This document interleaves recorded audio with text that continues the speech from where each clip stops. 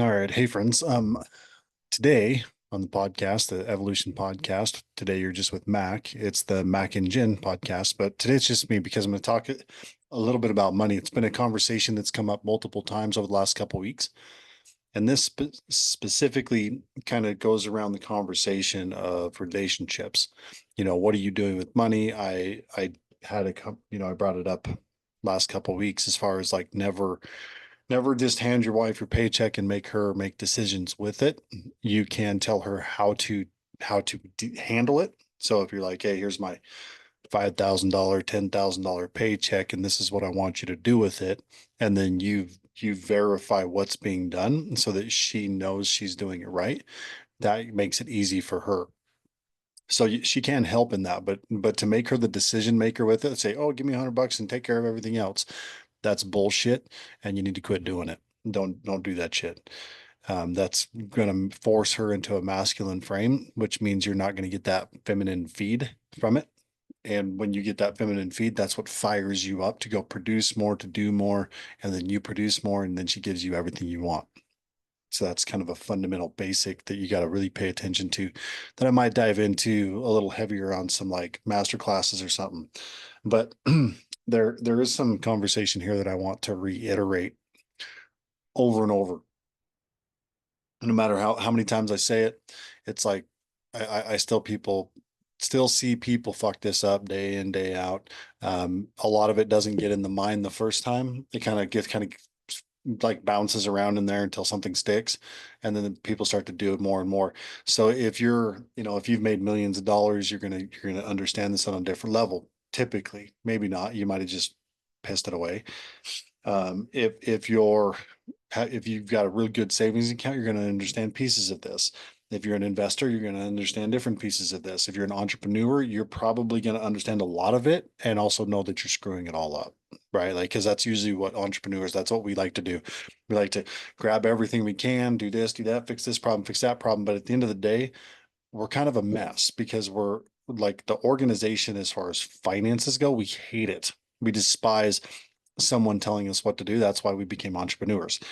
And when it comes to managing money properly for long-term effect, we don't really think that way typically. Some do, it's like it's a variable. So understand that some of the things I'm going to talk about are very rudimentary, very basic for some of the people at the lower levels, but you understand it. But this will go all the way up to, it could be multi-millions. And I still see some of these behaviors failing with this conversation. So there's a few things that we need to understand right off the bottom.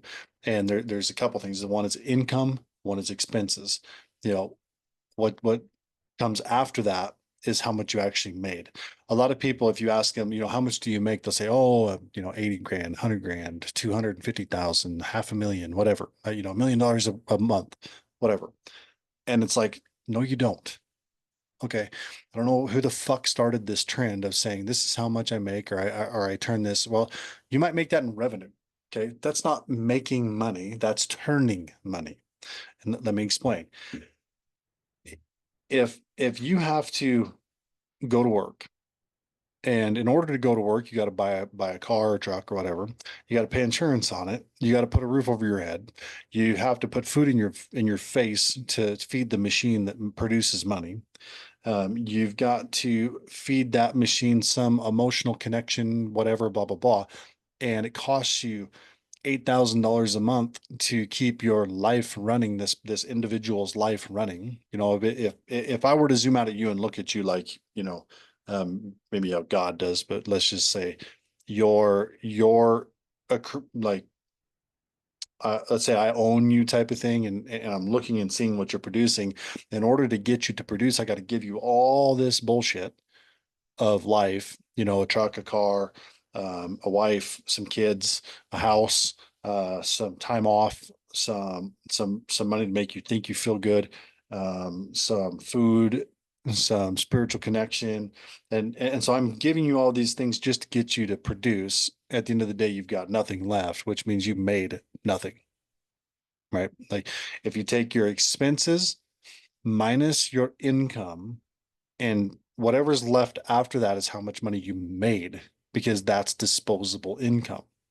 And a lot of people, well, no, that doesn't make sense. No, I'm like, let's just get fucking honest.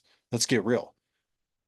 If it costs you $8,000 to live the lifestyle that gets you to continue working, do it day in, day out and everything else, that means that was the expense of creating the machine that produces a product.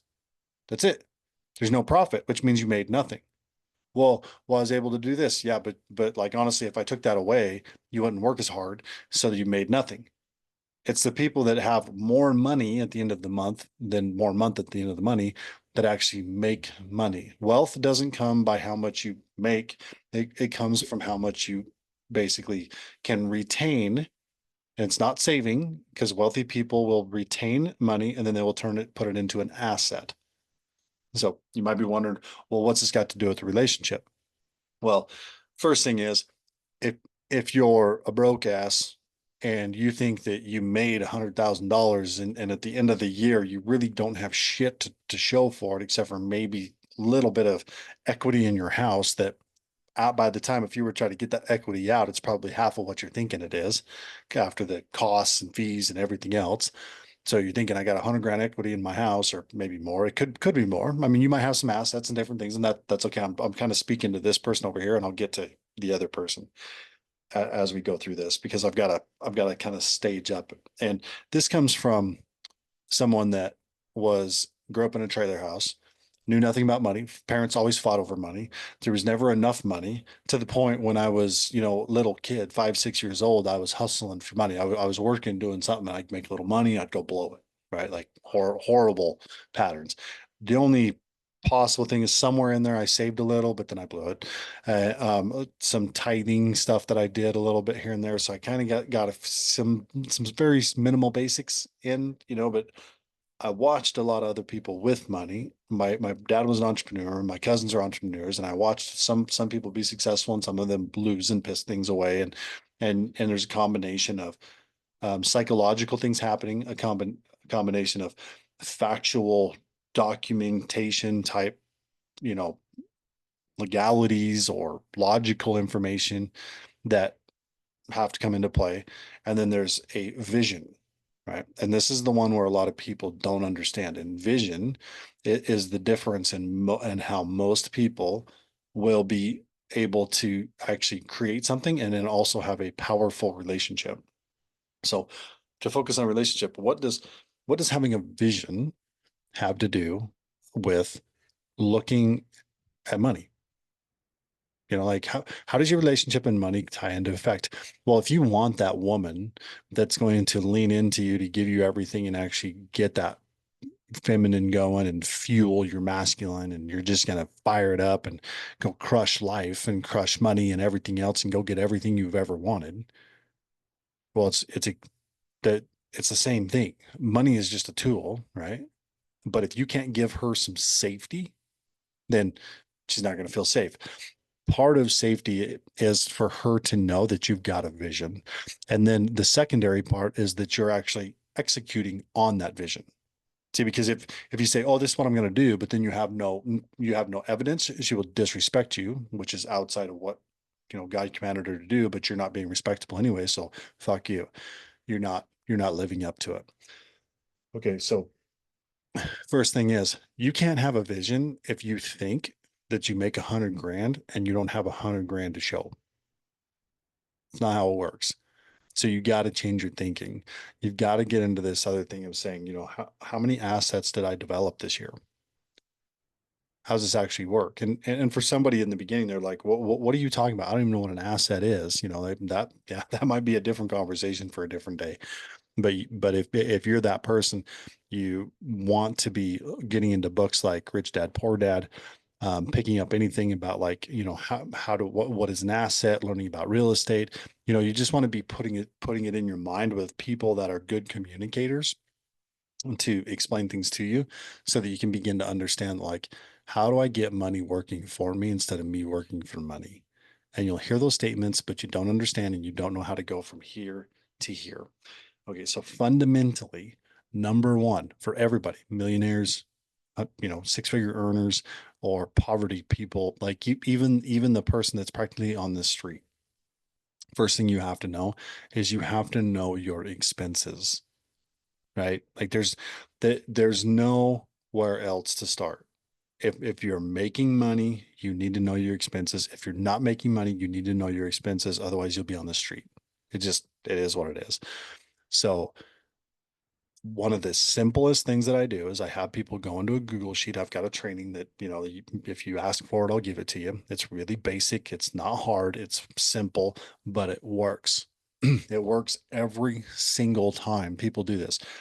And I have friends that are in financial, they're working, they're doing all this stuff. I'm like, yeah, but how much money you got? Well, I don't know. And then they're bitching and they're all over the place. And I said, well, have you sat down and figured out what your expenses are? And they, yeah, but they can't give me a number.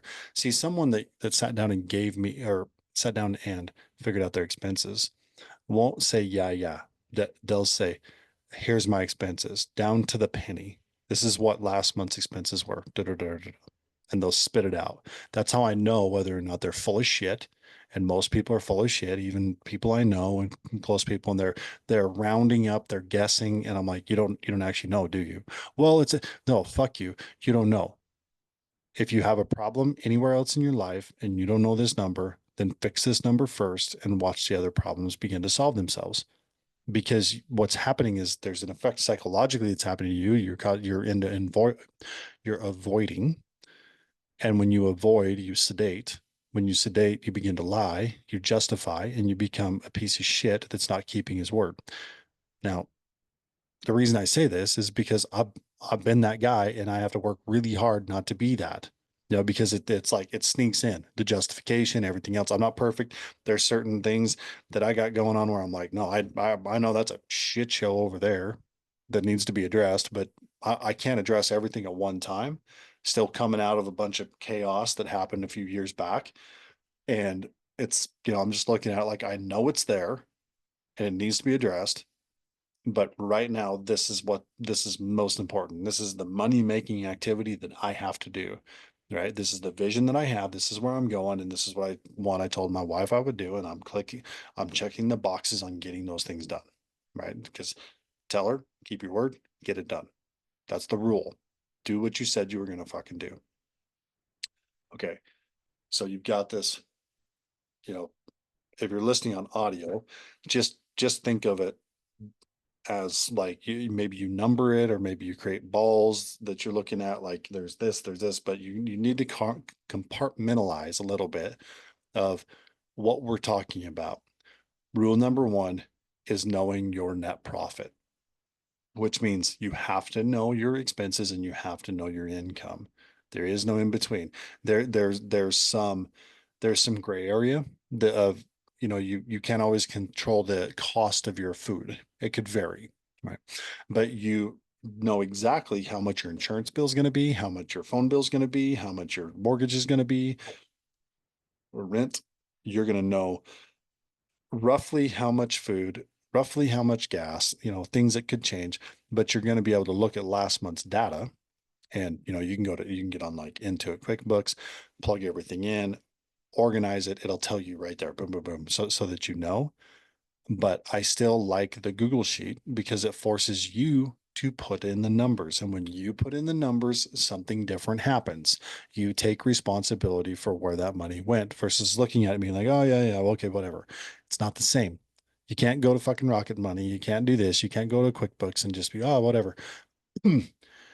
Outside of if you're successfully running a massive fucking company and you actually have profit, you actually make the money that you can do whatever fuck with because it's after all expenses are paid.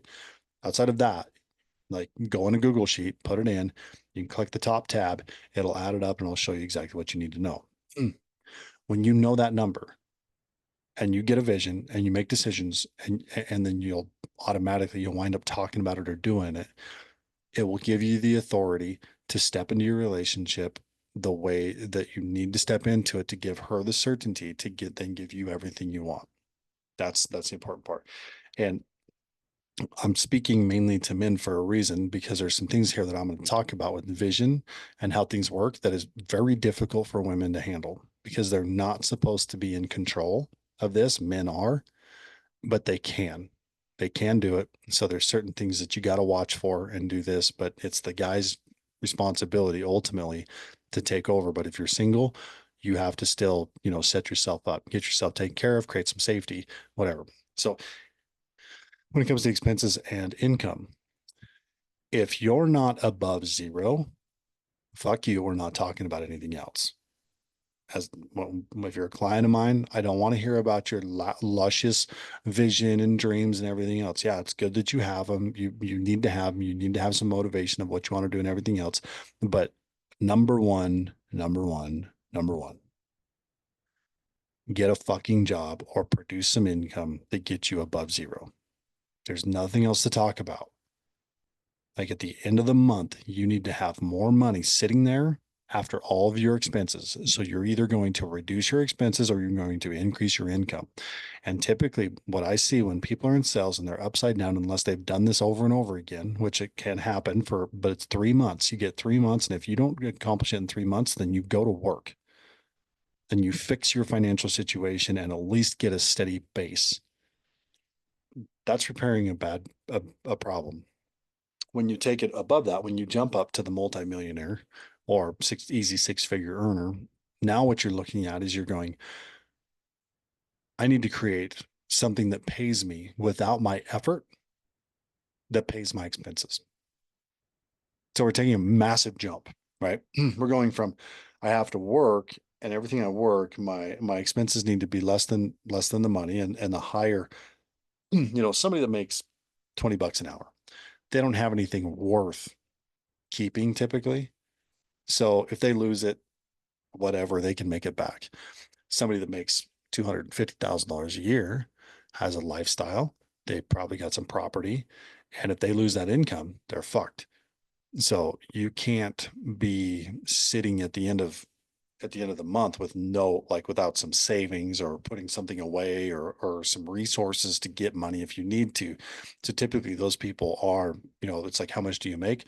Well, I make, I don't know, they could make $5,000 a month. It's free and clear, do whatever they want with. So it goes in savings or an asset or something like that. That would be appropriate. And therefore, if something happened to them and they couldn't work for 3 or 4 months, they can cover their expenses and everything else because they're, 10, 15,000 or whatever. And so they're set up properly.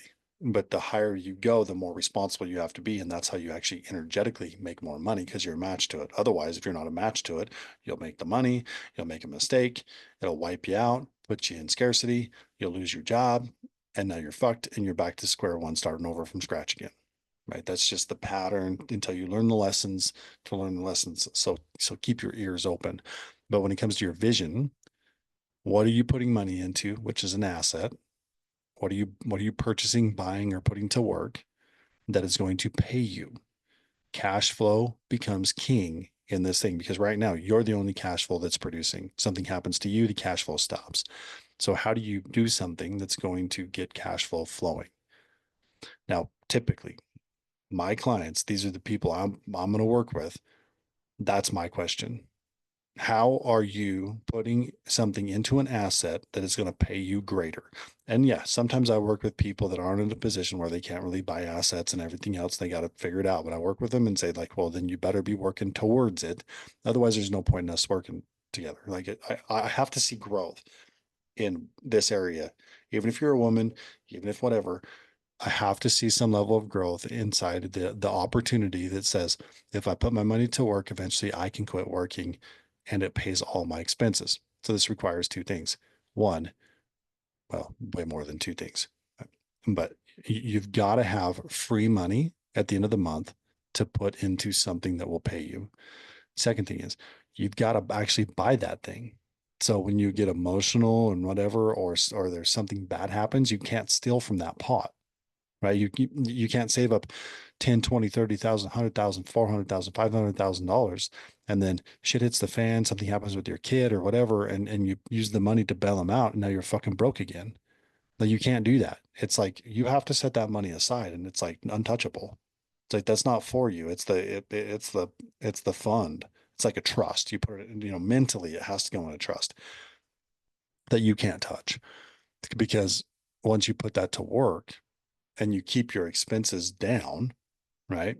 Because if your expenses go up and then you buy an asset, it's still like it can't produce for you. But if you keep it smart, you can raise your lifestyle a little bit, but you kind of restrict it. You're just like, yeah, I give myself a little reward. But let's say I'm making, I don't know, $8,000 a month or something in the beginning, and your lifestyle requires 6,000. Okay, great. But then you go to 10,000. So you got six and eight. So you're putting away 2,000, 2,000, 2,000. You make some deals, you find a way, you buy a property. The property's producing money, increases your income to let's say 9,000, or a business or something, but it increases your income to 9,000. If you go spend that other thousand, you haven't changed a damn thing, because if something happens, you're fucked. But if you go, okay, well, this is producing an extra thousand. So if I take 20% of that, that gives me a couple extra $100 a month to do whatever I want with. And I have a lot more money that's extra because I went from two to 2,800 to use now to apply back into making money. And so, yeah, your lifestyle goes up a little bit, but what happens pretty soon, by the time you get to 20,000, your lifestyle is only at 10, you're making 20, you're socking away 10K into assets. And so now these assets over years begin to produce, and pretty soon with a 10K income, your assets start producing 10K, but you still can't take the money, right? Because if you take all the money from your assets, you're not going to be able to, like, you can't live on it, because you should only be taking a percentage of that, because you need your assets to continue growing if you want your lifestyle to grow. I know this could be getting a little bit too far out there. People might have to listen to this multiple times to actually understand it, unless you're doing it. But the whole idea is to get a cash producing asset that replaces you as the worker. And your expenses are such that you're not using up all the resources from the producing asset. You're only using 50% of them, so that it can pay you 50% and pay to increase itself 50%. And this is very important, because if you don't have this vision of being able to do this, you'll never be able to create it, because it starts with the vision of saying, that's what I want. I don't know how I'm going to get there, because I know I like to spend money. I know I like to have fun, and I work my butt off, and I want the reward now. Well, you can live your life that way and you can wind up like everybody else. Or you can make a decision to come up with a plan on how this is going to work. And yeah, you might fuck it up and do this and that, and that's fine.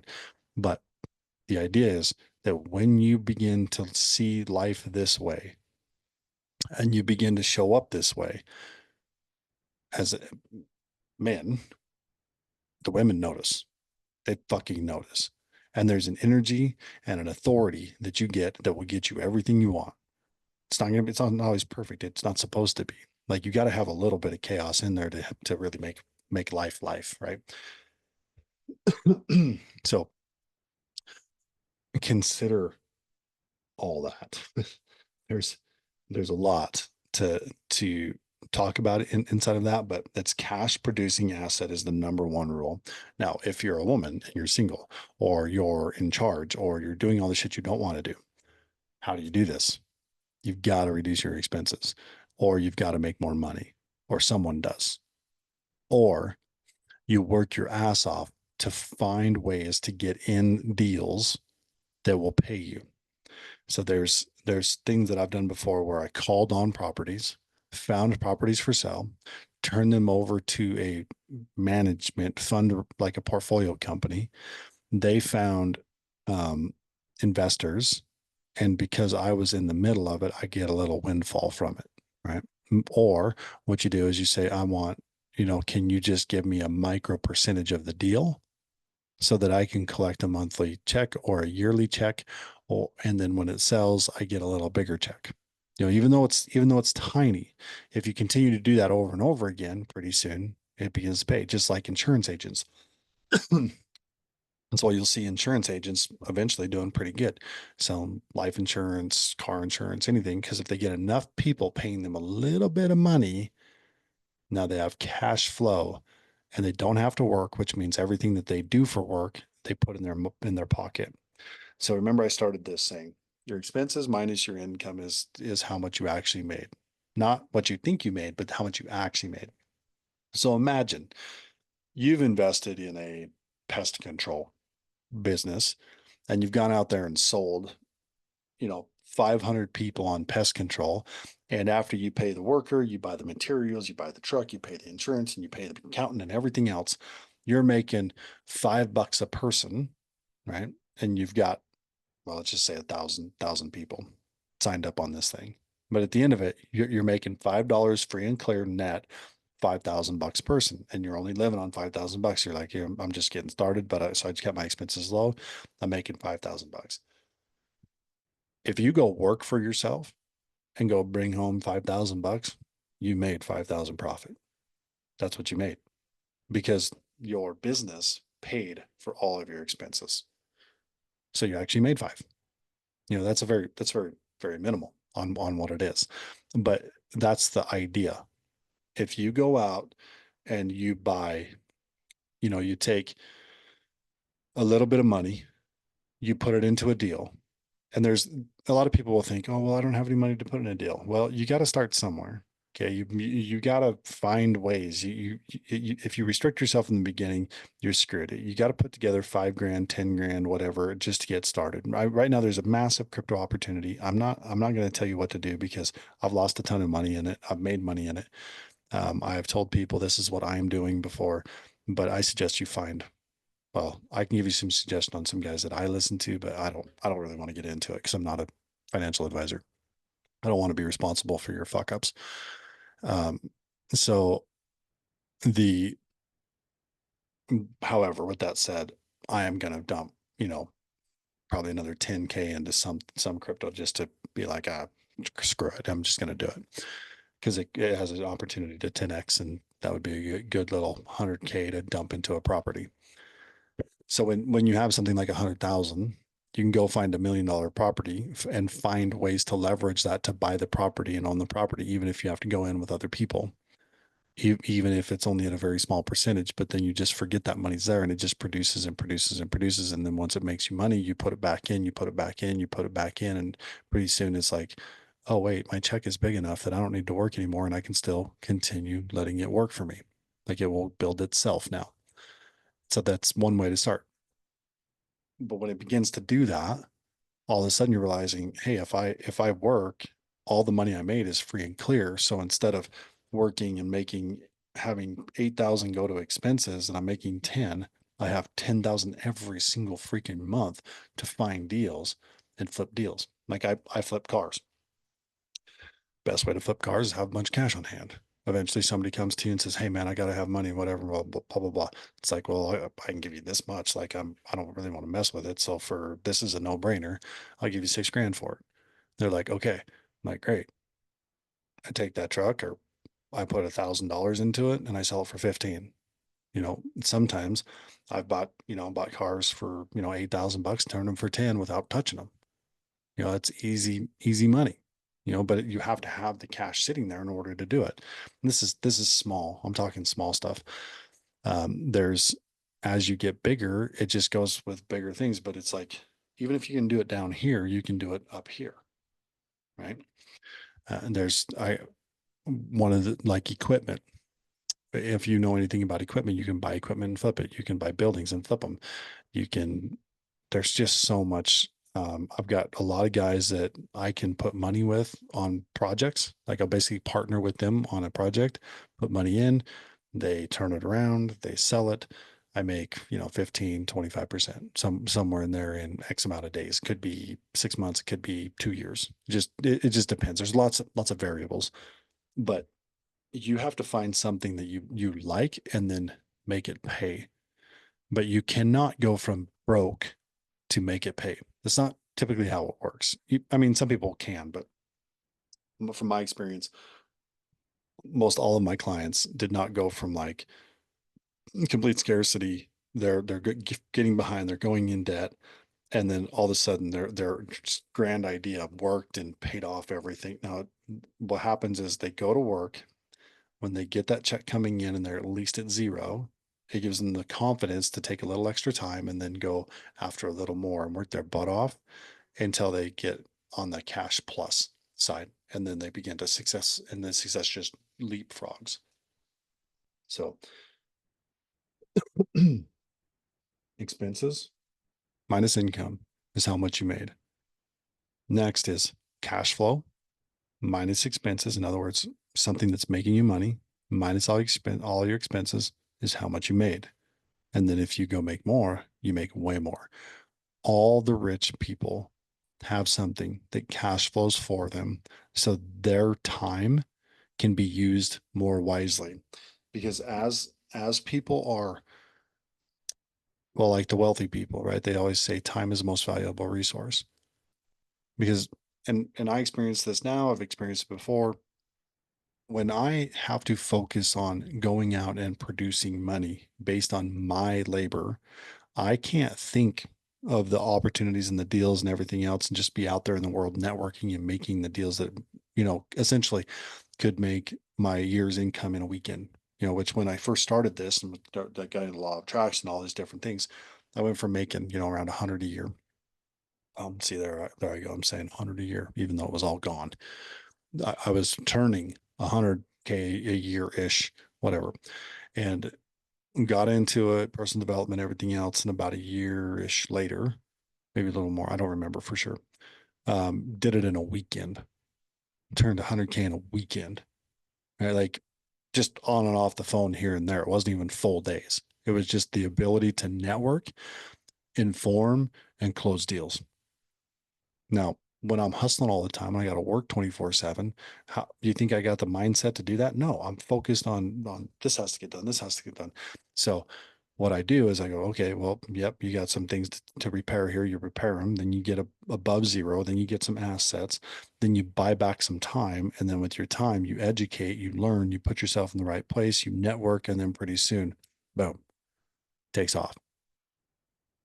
So there's basic steps to this. And when you're doing that, even if you're at the bottom or you're at the top and getting better and cleaning up stuff, and a lot of times what I see at the top, these guys are fucked. Their taxes are fucked.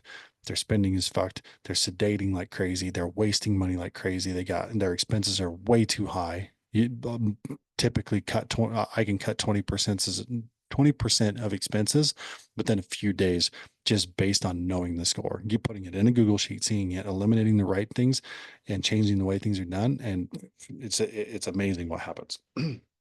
So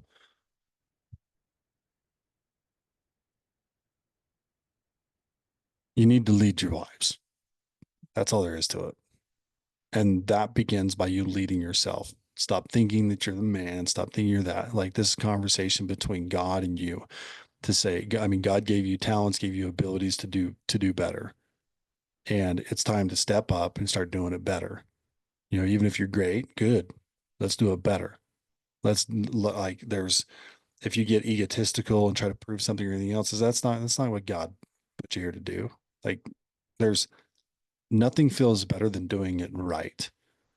Even though the ego likes to feel good and it feels good when you're crushed, like it feels really good. But when you've got a vision, you've got a plan, you're keeping your word, everything is what it's supposed to be doing. You worked your butt off, you have discipline, you've got this fire inside of you. Nothing beats that. And when you're that kind of man, your woman will be right by your side doing everything. Now for the women, to wrap this up. I heard this on a podcast, and I think it was repeated from another podcast. That's this guy does. I think he's on Instagram. I am comeback, and it was his wife that said, "I am a gold digger," and she says, "Yeah, all women should be gold diggers. You should be digging the gold out of your man every single fucking day, nonstop, everything else, and then that man should be going and digging that gold and producing in whatever format he needs to at the time. So women, be dig well, be a gold digger in the sense of dig the gold out of the man, fuel him, respect him, show him what he needs to know, be by his side. There's to me, there's nothing better than the stories of like when that those two, like, yeah, they had their problems or ups and downs and everything else, but that like she was always by my side, or I just stood by him like, oh, I thought this, I was thinking that, whatever, but I just couldn't. I had like I saw the women that are like I could see what he couldn't see. you know that's the kind of thing that is like so powerful. And so you continue to dig. If you have to, you listen to what I said, You begin to set things up, you get educated, you build some assets or do whatever you got to do if that's just the what you've been dealt. But you want to be able to, if you can create a cash flowing income that can put you in certainty and safety and to where you're provided for a little bit and you can begin to let go of like trying to control everything so that you can be more feminine and attract that guy, then it's going to be super powerful for you too. But have that first, don't bullshit yourself with how much you make. Second, start figuring out how to invest into an asset that's going to cash flow something. And sometimes you got to invest in like one-time things. Like I have some money, I buy this deal and it makes me money. Most people get emotional, they buy bad deals and they lose money because they get money gets tight and then they have to sell at a loss. So you may have to learn it the hard way. But typically if you take the idea to other people that are smart, and this is one of the things about the membership and about coaching with me, I can see I've been through this. I came from nothing. Like I came from the bottom of the bottom, pretty much poverty. Who am I kidding? Started working when I was 12 just to buy nicer clothes than Walmart had, and then built businesses and then fucked them up and did this and like was horrible with money and would just like make a quick check and then spend it all. And like it was crazy.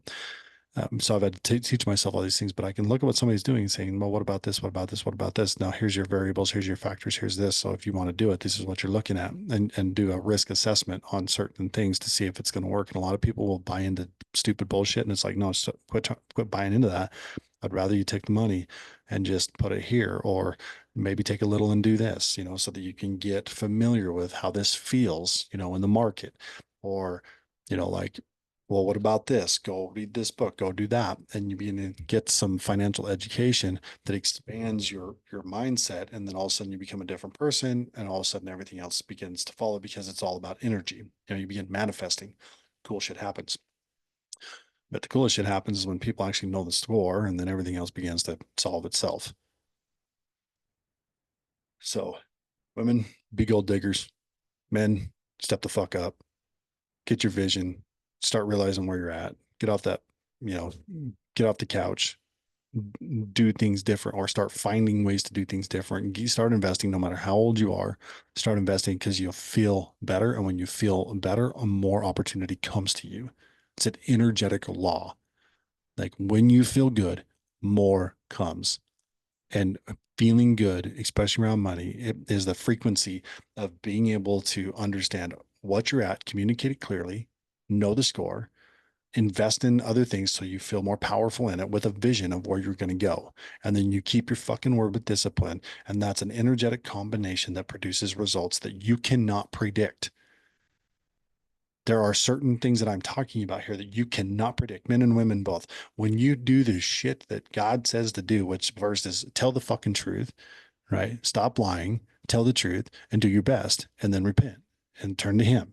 And when you turn to Him, He can fix your problems faster than anyone else. So the crazy stuff that can happen that you can't even see yet, and you get in on a deal that you never thought you should, like you probably shouldn't be in on. You got in on because you put your faith in God because you had a vision that allowed you to do so, and then you begged Him to help you. You said, "Hey, I'm with you. Whatever happens, good or bad, even if it's not good, I don't care. Like I'm giving it to you. At the end of the day, it's all yours." And you get that certainty, and you move, and all of a sudden, your wife, your kids, and everybody's treating you like the man you know you are in the first place. And ladies, all of a sudden your man starts to show up when you dig that gold from him, and when you support him, and when you let go of doing the shit that you shouldn't be doing in the first place because it's just killing you. It's putting you in a masculine state and giving you way too much stress. And all of a sudden you get the freedom, you get to let go, you quit wearing the masks, and you just have this overwhelming, peaceful, amazing feeling inside that allows you to really fulfill your purpose and be right there with it and everything else. And it's just this, the two become one. It's such a powerful thing. It's the hardest thing you'll ever do. Hardest thing is being married because it's two opinionated people that neither one of you can control. And somehow you got to find a way to magically come together. And the only way to connect those two dots is with God. That's it. Like nothing else is going to bring you together. Some people might kind of do it with like other things like it's God. It's even if they're saying the universe, like that's God. That's the only thing. So that's it. I'm just gonna leave you with that. Have a vision, trust that it is possible. I know you can do it. I know anybody can do it. You just need to believe in yourself long enough and then put your faith in the one person that that doesn't take or doesn't he won't betray you. God won't betray you. He doesn't do things to tempt you. God doesn't do that. You lean on him. You vision, lean on him, let him provide. Understand that when it doesn't seem like it's working, it's exactly what needs to happen in that moment. Trust the process. Let it come to you. All right. You guys have a wonderful day. And if you haven't, make sure you check out our membership and get involved. Or, we have a men's call. Actually, it's, I think, tomorrow night, October 14th, men only. And on the 15th, wait, is today? No, October 15th. And that's tomorrow on the 15th is the men only. And on the 16th is the women only call. So make sure you're on that. And yeah, reach out if you need anything. Have a wonderful day.